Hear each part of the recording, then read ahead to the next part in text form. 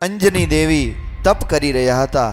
એ અંજની દેવીના શ્રવણ દ્વારા એમના કાનમાં આ તેજ પધરાવવામાં આવ્યું અને સમય જતા જ્યારે ચૈત્ર માસ અને પૂર્ણિમાનો દિવસ આવ્યો ત્યારે હનુમાનજી મહારાજનું પ્રાગટ્ય થયું.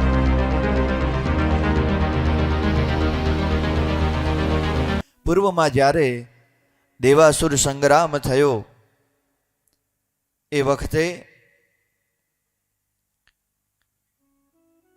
દેવોને અમૃત પાન કરાવવા માટે ભગવાન વિષ્ણુએ મોહિની રૂપ ધારણ કર્યું. આ મોહિની રૂપ દ્વારા ભગવાન વિષ્ણુએ દેવોને અમૃતનું પાન કરાવ્યું. પણ આ દર્શન ભગવાન શિવને મળ્યા ન હતા. બધાએ જ ભગવાન શિવ પાસે ખૂબ વખાણ કર્યા કે મોહિની અવતારના તો શું અમારે વર્ણન કરવું. એટલે ભગવાન શિવને ઈચ્છા થઈ અને ભગવાન શિવ વૈકુંઠમાં આવ્યા છે. ભગવાન નારાયણે એમને સુંદર આસન અર્પણ કર્યું અને પ્રશ્ન કર્યો કે હે પ્રભુ, તમારું આવવાનું કારણ? ત્યારે ભગવાન શિવ કહે કે મેં તમારા અનેક અવતારોના દર્શન કર્યા પણ મોહિની અવતારના મેં દર્શન કર્યા નથી. મને તમે તમારા મોહિની અવતારના દર્શન કરાવો. હરિહરનો પ્રેમ એ અભેદ્ય પ્રેમ છે, બંનેમાં એકતા છે. આજે ભગવાન નારાયણે ભગવાન શિવની આજ્ઞાથી ફરી મોહિની અવતાર ધારણ કર્યો. એ સમયે સુંદર પવન વાહવા લાગ્યો અને વસંત ખીલવા લાગ્યો અને ભગવાન શિવે દ્રષ્ટિ કરી તો કોઈ રૂપવતી સ્ત્રી હાથમાં દડો લઈને રમી રહી છે. જ્યાં ભગવાન શિવ તો કામ વિજયી છે. કામ ઉપર જેમને કામને પણ ભસ્મ કરી દીધો છે. આજ ભગવાન શિવ લીલા કરે કારણ કે એક અવતારની આવશ્યકતા પડી છે ત્રેતા યુગમાં. એટલા માટે ભગવાન શિવે લીલા કરી અને મોહિનીની પાછળ દોડવા લાગ્યા. માં પાર્વતીને પણ એ સમયે ભગવાન શિવ ભૂલી અને મોહિનીને આજ ભગવાન શિવ પકડીને આલિંગન કરે છે, ભેટી પડ્યા છે.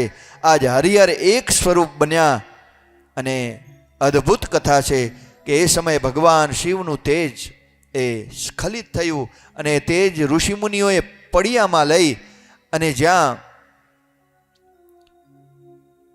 અંજની દેવી તપ કરી રહ્યા હતા એ અંજની દેવીના શ્રવણ દ્વારા એમના કાનમાં આ તેજ પધરાવવામાં આવ્યું અને સમય જતા જ્યારે ચૈત્ર માસ અને પૂર્ણિમાનો દિવસ આવ્યો ત્યારે હનુમાનજી મહારાજનું પ્રાગટ્ય થયું છે. બોલીએ હનુમાનજી મહારાજ કી જય.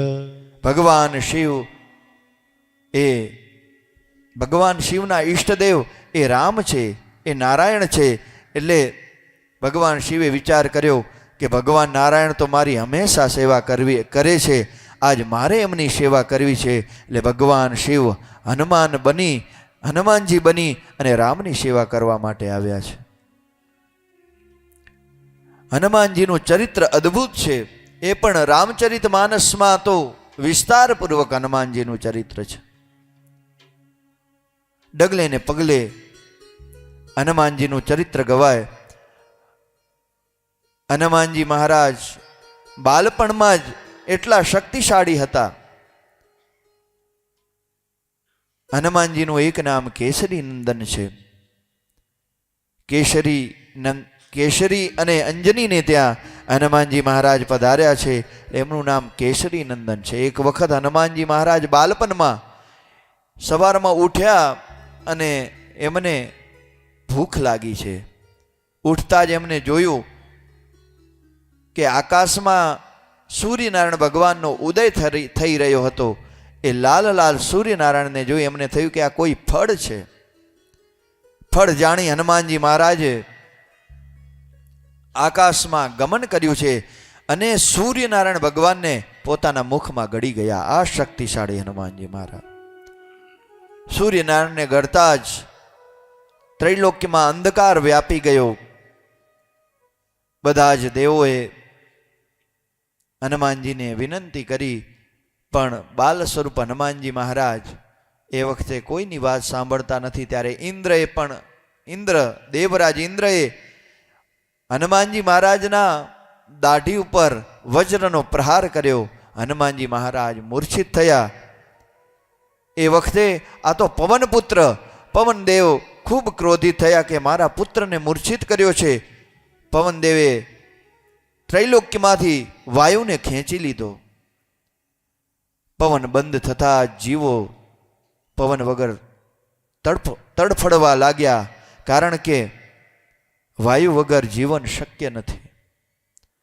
પવનદેવને બધા જ દેવો મનાવે છે કે તમે ત્રૈલોક્યમાં પ્રસરો, તમારા વગર બધા જીવ સૃષ્ટિને જોખમ છે, માટે અમારી પ્રાર્થના સ્વીકારો. ત્યારે પવનદેવે કહ્યું કે મારા આ પુત્રને તમે વરદાન અર્પણ કરો, તો જ હું પવન બનીને બધે વાયુ રીતે પ્રસરીશ. આજ બધા જ દેવો, ત્યારે ભગવાન નારાયણ, બ્રહ્મા, ભગવાન શિવ, ઇન્દ્રાદિક દેવો બધા જ હનુમાનજી મહારાજને જે વજ્ર એમના હનુ, સંસ્કૃતમાં દાઢીને હનુ કહેવાય, એ હનુ ઉપર માન પ્રહાર થયો, એટલા માટે હનુમાનજી મહારાજનું નામ એ હનુમાનજી મહારાજ થયું છે. ત્યારે ઇન્દ્ર વગેરે દેવોએ એવું વરદાન આપ્યું કે તમારા અંગ એ બધા વજ્ર જેવા થઈ જશે. એટલે હનુમાનજી મહારાજનું બીજું નામ બજરંગ પડ્યું છે. હનુમાનજી મહારાજને દેવોએ અનેક આશીર્વાદ આપ્યા છે, પણ હનુમાનજી મહારાજ એ બાળપણમાં ઋષિઓનો અપરાધ કર્યો. ત્યારે ઋષિઓએ એમને શ્રાપ આપ્યો કે તમારી પાસે દિવ્ય શક્તિઓ છે, પણ એ તમે તમારી બધી શક્તિઓને વિસરી જશો. જ્યારે તમને કોઈ સ્મરણ કરાવશે ત્યારે જ તમારી શક્તિનું તમને ભાન થશે.